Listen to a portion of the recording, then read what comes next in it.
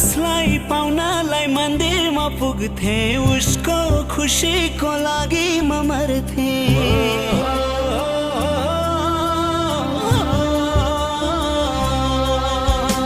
उसलाई पाउनलाई मन्दिरमा पुग्थे, उसको खुसीको लागि म मर्थे।